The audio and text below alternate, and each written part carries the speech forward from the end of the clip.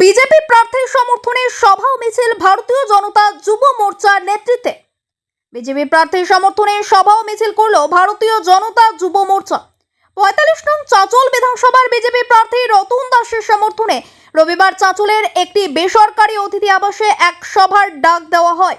ওই সভায় চাঁচল বিধানসভার ভারতীয় জনতা যুব মোর্চার নেতৃত্বের পক্ষ থেকে বিজেপি প্রার্থী রতন দাসের সমর্থনে বক্তব্য রাখা হয়।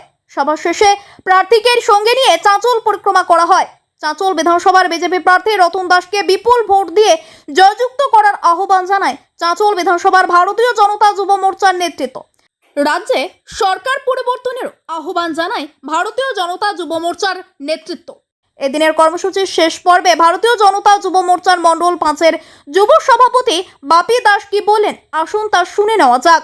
আজ চাঁচল ৪৫ নম্বর বিজেপি মনোনীত প্রার্থী মাননীয় রতন দাস মহাশয়ের ভোটের প্রচারে আমাদের যুব মোর্চার একটি সম্মেলন অনুষ্ঠিত হয় ঘরোয়া, এবং পরবর্তীতে সেই সম্মেলন চাঁচলের রাজপথে একটি মিছিল করে এবং চাঁচলের মানুষকে বার্তা দেয় যাতে 23শে এপ্রিল আসছে দিন রতন দাসকে বিপুল ভোটে ভোট দিয়ে জয়যুক্ত করে। চাঁচলের পৌরসভা বিগত 10 বছর ধরে মাননীয় মুখ্যমন্ত্রী বিগত 2021 বিধানসভায় আমাদের তুলসিয়াটাতে এসে নিজের মুখে স্বীকার করে গেছিলেন যে চাঁচলকে পৌরসভা করবেন, কিন্তু সেই প্রার্থী জেতার পরেও 5 বছর অতিক্রম হওয়ার পরেও চাঁচলে এখন পর্যন্ত পৌরসভা হয়নি।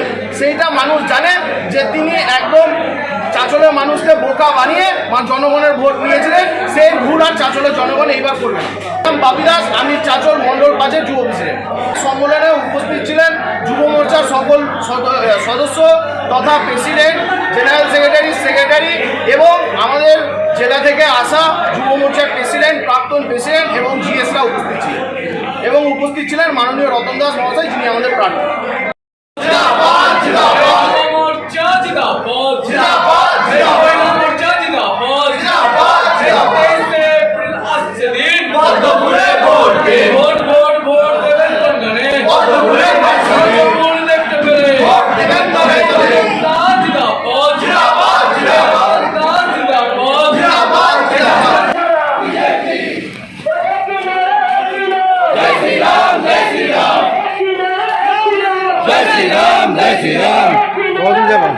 Jai